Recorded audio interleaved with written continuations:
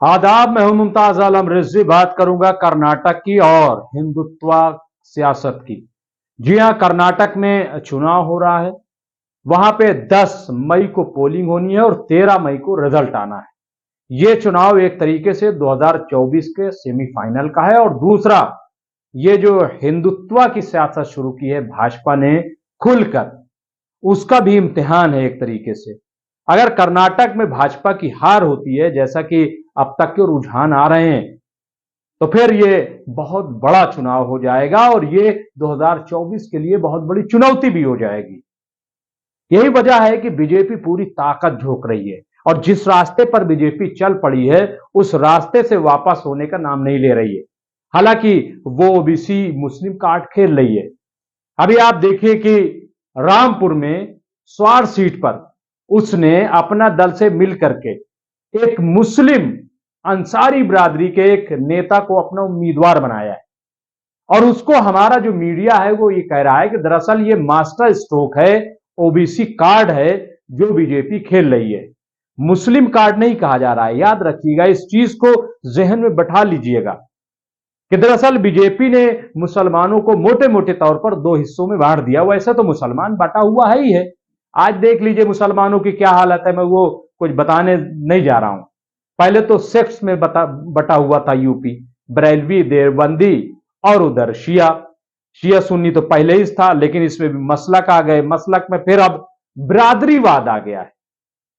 ये खूब चल रहा है और इसी का शायद बीजेपी फायदा उठा रही है।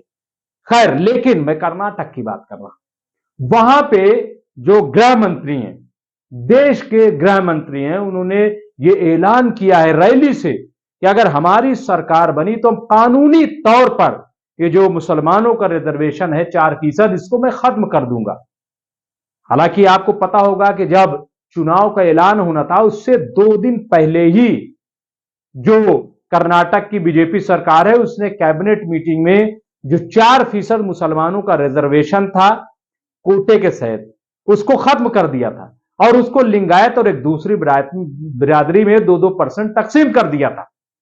हालांकि इसके बावजूद उनको झटका लगा। वहां लिंगायत और तमाम कई नेता जो हैं वो भाग खड़े हुए। भगदड़ मच गई भाजपा में और बीजेपी के हार वहां पे साफ साफ दिखाई दे रहे हैं। और ये मैं नहीं कह रहा हूं, ये तो अब कांग्रेस के नेता भी मान रहे हैं और खुद भाजपा मान रही, क्योंकि पिछले 4 महीने में अगर देखा जाए तो सिर्फ पीएम 8 मर्तबा कर्नाटक का दौरा कर चुके हैं और हमारे गृह मंत्री कितनी बार गए हैं ये तो पता ही नहीं है। और वहां पे जिस तरीके का बयान दिया है वो सिर्फ मैं आपको 8 से 10 सेकंड सुनाना चाहता हूं कि हमारे गृह मंत्री ने कहा क्या। आप देख लीजिए, ये देश के गृह मंत्री हैं और किस तरीके से वो ये कह रहे हैं कि मैं 4% जो मुसलमानों का रिजर्वेशन है, मेरी सरकार आई तो कानूनन उसको खत्म कर दिया जाएगा। देखिए क्या कह रहे हैं। भारतीय जनता पार्टी की सरकार बनेगी तो एक गैर संवैधानिक मुस्लिम रिजर्वेशन को हम समाप्त कर देंगे। तो देखा आपने कि किस जज्बे के तहत, किस जोश के साथ यह ऐलान किया जा रहा है। क्यों इसकी जरूरत पड़ी, जबकि 4% रिजर्वेशन तो पहले ही कैबिनेट ने मंजूर कर दिया। और सबको पता है कि जब कैबिनेट ने खत्म कर दिया है तो जाहिर है कि जब हम सरकार में आएंगे तो वो कैबिनेट उस असेंबली में पास हो जाएगा, वो खारिज हो जाएगा।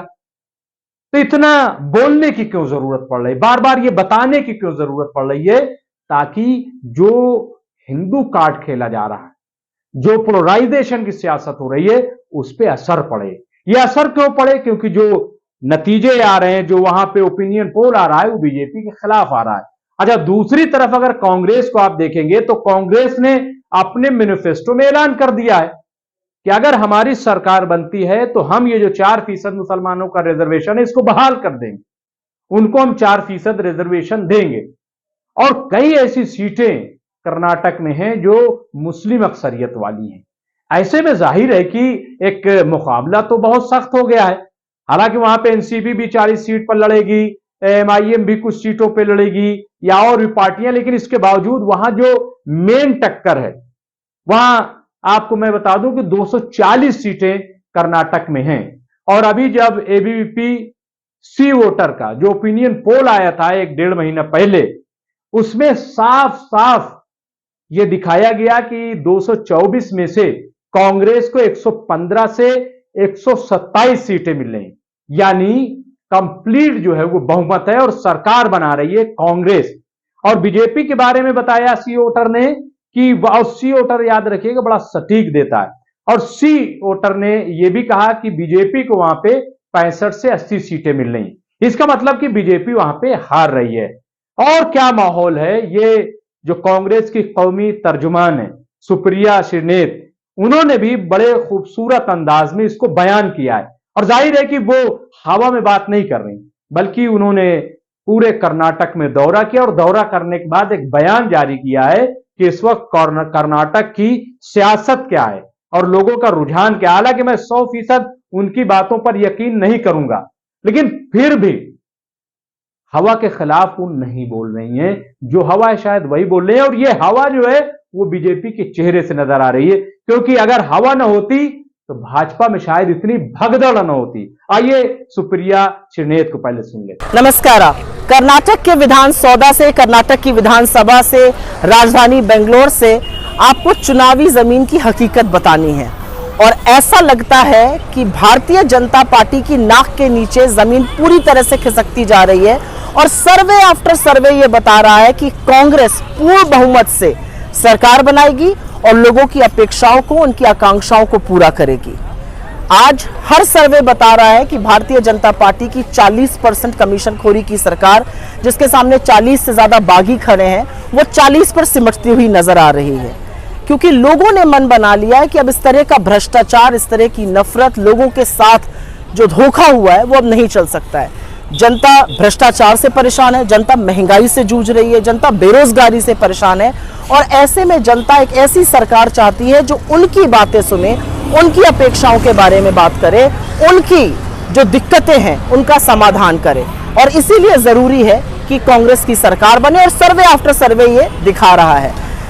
ये विधान सौदा है, और यहाँ पर सत्तारूढ़ दल जो काबिज है भारतीय जनता पार्टी, जो चोरी से इन्होंने सरकार बनाई थी, वो कहीं ये भूल गया कि लोकतंत्र में मताधिकार का सम्मान करना जरूरी है, और इसीलिए लोग अब उनको सबक सिखाएंगे। लोकतंत्र में लोगों से ऊपर ज्यादा कुछ होता नहीं है। कांग्रेस ने ऐसे तमाम वादे किए हैं जिनको हम पूरा करेंगे। एक ऐसी सरकार बनाएंगे जो लोगों की प्रगति की बात करेगी, लोगों की बेहतरी की बात करेगी, लोगों के सम्मान की बात करेगी, बेरोजगारी को खत्म करने की बात करेगी, महंगाई पर नियंत्रण की बात करेगी। और ऐसा कुछ जब हम करेंगे तो लोग हमें जरूर आशीर्वाद देंगे, और सारे सर्वे हर ओर से यही बता रहे हैं। आपको आगे भी चुनाव की हकीकत जमीन से बताते रहेंगे। अभी के लिए इस विधान सौदा में इस वादे से जाते हैं कि जो नई कांग्रेस की सरकार बनेगी वो ट्रांसपेरेंट, प्रगतिशील और प्रोग्रेसिव कर्नाटक की फिर से नींव रखेगी। तो देखा आपने कि ये कांग्रेस की कौमी तर्जुमान सुप्रिया श्रीनेत थी, जिन्होंने पूरे हालात का जायजा जो है वो आपके सामने पेश किया। बहरहाल हमें इससे मतलब नहीं है, ये चुनाव है। जो बढ़िया लड़ेगा, बढ़िया वादा करेगा, वो जाहिर है कि जीतेगा। और कर्नाटक में अब तक की तारीख रही है कि 5-5 साल में सरकारें बदलती रही है, लेकिन यह भी सच्चाई है कि रिपीट भी होती रही है। जैसे उत्तर प्रदेश के बारे में एक परसेप्शन बन गया था कि 5 साल में चेंज होती है, लेकिन इसके बावजूद हमने देखा कि 2017 में बीजेपी जीती और 2022 में भी जीत गई। इसी तरीके की और कई, गुजरात में कई साल से मुसलसल सरकार बन रही है। तो हम ये नहीं कह सकते कि रिपीट नहीं हो, लेकिन वहां जो हालात है उसको आप उत्तर प्रदेश, बिहार, मध्य प्रदेश और गुजरात से कंपेयर मत कीजिए। वहां की पॉलिटिक्स बिल्कुल मुख्तलिफ होती है, बिल्कुल अलग होती है। और वहां पे ये जो आप बाबरी मस्जिद या राम मंदिर या और इस किस्म की हिंदुत्व की पॉलिटिक्स वहां कम से कम नहीं चलती। हालांकि सरकार ने बहुत कोशिश की, आपने देखा होगा कि हिजाब के मामले को कितना ज्यादा उठाया। इसके अलावा और कई चीजें वहां पे चलाई गई। वहां पे जो कहा जाता है कि अगर मुजाहिदे आजादी का जिक्र किया जाएगा जब भी, तो उसमें पहला नाम जो है वो टीपू सुल्तान का लिया जाएगा, क्योंकि अंग्रेजों के खिलाफ लड़ते हुए सबसे पहले अगर किसी ने शहादत दी है, वरना तो सब ने आप देखिए हाथ खड़े कर दिए थे। जितने नवाबीन थे, जितने बादशाह उस तरीके के थे, राजा महाराजा थे, चाहे जो हो, सब ने हाथ खड़े कर दिए थे। लेकिन वाहिद टीपू सुल्तान ऐसे थे जिन्होंने अंग्रेजों से मुकाबला किया और मुकाबला करते हुए शेर की मानिंद जो है वो कुर्बान हो गए देश पर। लेकिन उनके खिलाफ भी वहां पे प्रोपगंडा किया गया और पूरा मूवमेंट खड़ा कर दिया गया हिंदू मुसलमान को लेकर के, और टीपू सुल्तान को ऐसे पेश किया गया गोया कि वो हिंदुओं के खिलाफ थे, लेकिन ऐसा नहीं है। तारीख इस बात की शाहिद है कि जब टीपू सुल्तान शहीद हुए और उनके हाथों से अंगूठी उतारी गई तो उस अंगूठी पर राम लिखा हुआ था, वो आज भी अंगूठी मौजूद है। तो बहरहाल कहने का मतलब यह है कि बीजेपी ने बहुत ये सब किया, लेकिन इसके बावजूद बीजेपी की वहां पे शायद दाल नहीं गल पा रही पूरी तरीके से, और इसीलिए होम मिनिस्टर पूरी ताकत लगाए हुए हैं। मैं फिर आखिर में यही कहूंगा, ये जो 2023 का कर्नाटक का चुनाव है, ये 2024 के लोकसभा का सेमीफाइनल से कम नहीं है। सबकी नजरें टिकी हुई हैं कि देखना यह है कि जो हिंदुत्व की वहां पे खुलकर सियासत हो रही है, क्या वो कामयाब हो रही है। और अभी तक का रुझान यही है कि बीजेपी को वहां शिकस्त हो रही है, लेकिन ये आपको 13 मई को ही पता चलेगा। जी हाँ, इसी 13 मई को पता चलेगा कि वहां किसका पलड़ा भारी है, कौन हार रहा है और कौन जीत रहा है। बहुत बहुत शुक्रिया।